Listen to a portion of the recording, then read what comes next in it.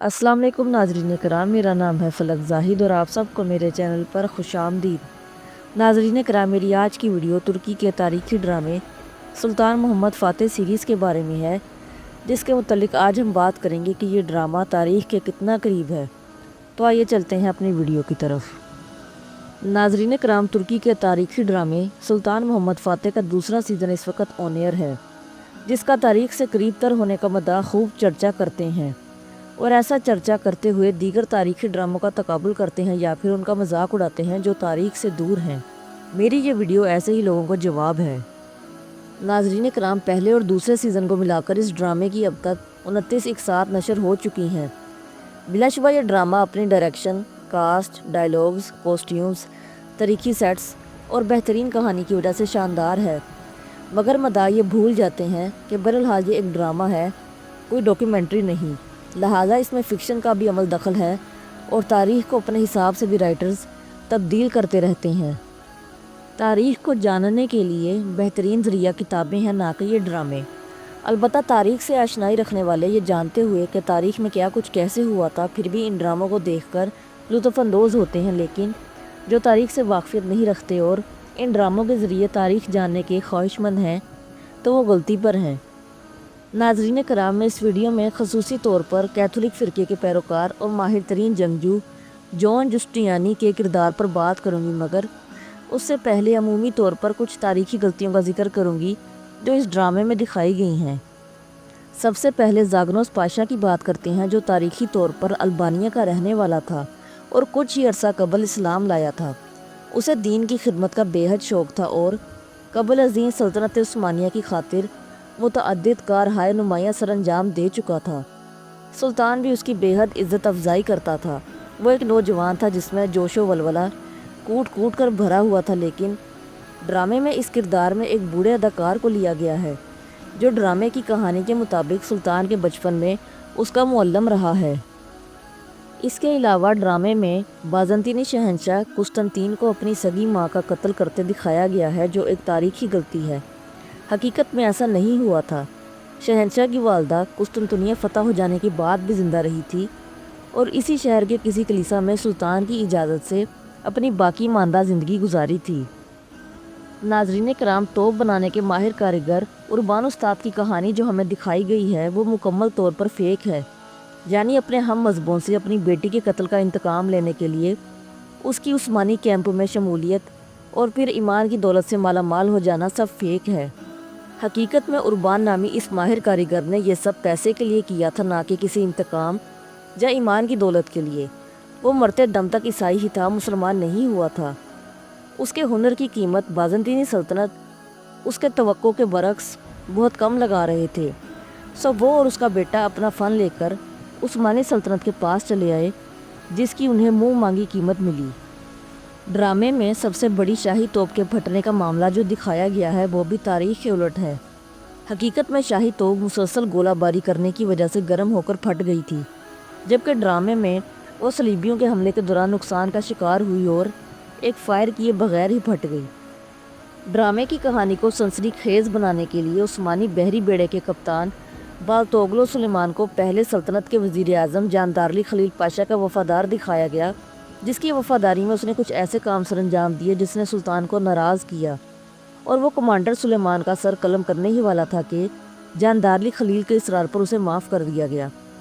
حقیقت میں کپتان سلیمان کی معافی والا قصہ صرف ایک ہی بار پیش آیا تھا، اور وہ قسطنطنیہ کے محاصرے کے دوران بحری جنگ کی ناکامی کی صورت میں پیش آیا تھا، جسے ہم قسط نمبر 28 میں دیکھ چکے ہیں۔ ناظرین کرام، اب ہم جان جسٹینیانی کی طرف آتے ہیں۔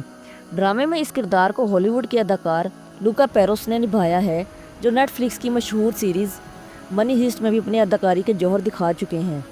انہوں نے محض 6 ہفتوں میں ترکی زبان سیکھی اور اپنے کردار سے بھرپور انصاف کیا۔ وہ جسٹینیانی کے کردار کے لیے بہترین انتخاب تھے، جنہوں نے اپنی بے مثال فنکاری اور شاندار شخصیت کے باعث اس کردار میں جان ڈال دی۔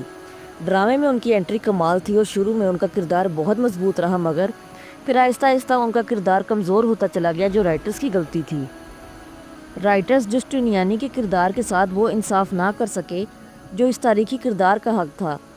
شروع میں اس کردار کو بہت بہترین پیش کیا گیا کہ وہ اپنے دشمنوں اور ظلم کرنے والوں کے لیے ڈراؤنا خواب ہے۔ پھر چاہے وہ ظالم عیسائی ہی کیوں نہ ہو، وہ اس کو مظلوم عیسائی پر ظلم کرنے کی اجازت نہیں دیتا۔ شروع میں عورتوں اور بچوں پر مہربان دکھایا جانے والا یہ بہادر اچانک آخر میں سنگ دل دکھا دیا گیا۔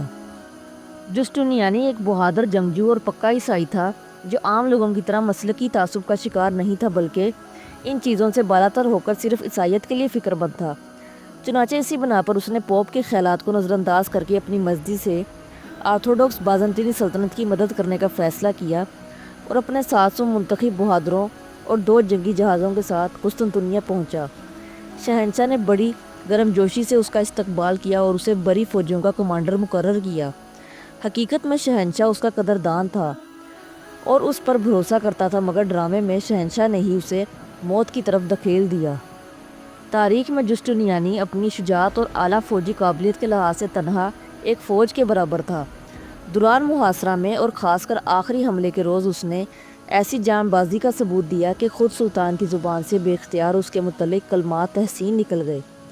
جون جسٹینیانی نے قسطنطنیہ پہنچتے ہی دفاعی انتظامات کو اپنے ہاتھ میں لے لیا۔ شہر کی فصیل پر جا بجا چھوٹی توپیں نصب کرائیں، فوج کو مختلف دستوں میں تقسیم کر کے ہر ایک دستے پر ایک سردار مقرر کر دیا، خندقیں گہری کرائیں، شہر کے عام باشندوں کو فنون حرب کی تربیت دے کر انہیں اس قابل بنا دیا کہ وہ شہر کی مدافعت میں فوج کا ہاتھ بٹا سکیں۔ لیکن ان سب کے برعکس ڈرامے میں اس کو بہادر اور نامور جنگجو دکھانے کے باوجود متعدد بار میدان جنگ میں دشمن کے سامنے سے اپنی جان بچا کر فرار ہوتے دکھایا گیا۔ بار بار وہ کسی ایسے جال میں پھنس جاتا کہ کسی اور کو آ کر اس کو بچانا پڑتا، یعنی اسے مسلمانوں کے سامنے ایک کمزور کردار دکھایا گیا اور جنی چری فوج کے ہاتھوں کسی بچے کی طرح اس کا سر قلم کر دیا گیا، جس نے مجھے نہایت مایوس کیا اور یہ ویڈیو بنانے پر مجبور کیا۔ صرف چند اقساط میں اس کردار کو دکھایا گیا اور ناانصافی کے ساتھ ایک عورت انا نوترس سے عشق کے ہاتھوں فتح قسطنطنیہ سے پہلے ہی مروا دیا گیا، جو اس کردار کی توہین ہے۔ یہ سچ ہے وہ انا نام کی لڑکی سے شادی کرنا چاہتے تھے، مگر وہ لڑکی انا نوترس نہیں تھی۔ یہ کہانی محض ڈرامے کو ڈرامائی انداز دینے کے لیے لکھی گئی ہے۔ حقیقت میں جسٹینیانی نے عثمانی فوج کا اس قدر نقصان کیا تھا کہ سلطان کی فوج کے لاشیں بچھا دیے تھے۔ کم و بیش 20,000 یعنی جری سپاہی اس کی تلوار کی بھینڑ چڑھے، حتیٰ کہ سلطان اس کو یہ پیشکش کرنے پر مجبور ہو گیا کہ اگر وہ عثمانی سائڈ پر آ جائے تو وہ جو چاہے گا اسے دے گا، پھر چاہے وہ ڈھیر دولت ہو، زمین کا کوئی حصہ ہو یا کوئی مقام و مرتبہ یا منصب۔ لیکن وہ اپنے عقیدے سے وفادار اور کٹر عیسائی تھا، لہذا اس نے سلطان کی پیشکش ٹھکرا دی اور آخر تک جواں مردی سے لڑا۔ بالآخر قسطنطنیہ فتح ہو جانے کے بعد زخمی حالت میں شہر سے فرار ہو گیا۔ ایک ایسا بہادر جنگجو جس نے تنہا اپنے مٹھی بھر جنگجوؤں کے ساتھ سلطان کی تعداد میں زیادہ فوج کو دھول چٹائی، اس بہادر جنگجو کے کردار کے ساتھ یہ شدید ناانصافی اور تاریخی غلطی ہے۔ یہ ڈرامہ اپنی سیاست کی وجہ سے بور ہوتا جا رہا ہے۔ 2 گھنٹے کی طویل قسط میں فتح قسطنطنیہ کم زیادہ سیاست اور سازشیں ہیں جو فتح کی دلچسپی کم کر رہی ہیں۔ قسطنطنیہ کی عظیم فتح کو دیکھنے کے لیے اور جسٹینیانی کے کردار کے بارے میں جاننے کے لیے نیٹ فلکس کی سیریز رائز آف ایمپائر اوٹومنس ایسی شاندار سیریز ہے جو در حقیقت ایک ڈاکیومنٹری ہے، جس میں عیسائی اور مسلمان تاریخ کے پروفیسرز اور مورخین اپنی اپنی آرا بھی پیش کرتے ہیں اور تاریخ کا جزیات کے ساتھ تفصیلی ذکر بھی کرتے ہیں۔ تاریخی حقائق جاننے کے لیے یہ ایک بہترین سیریز ہے۔ ناظرین کرام، اس ویڈیو میں کی گئی میری باتوں سے آپ کس حد تک متفق ہیں مجھے کمنٹ سیکشن میں ضرور بتائیے گا۔ یہ تو تھی میری آج کی ویڈیو۔ میرے چینل پر آنے کا شکریہ۔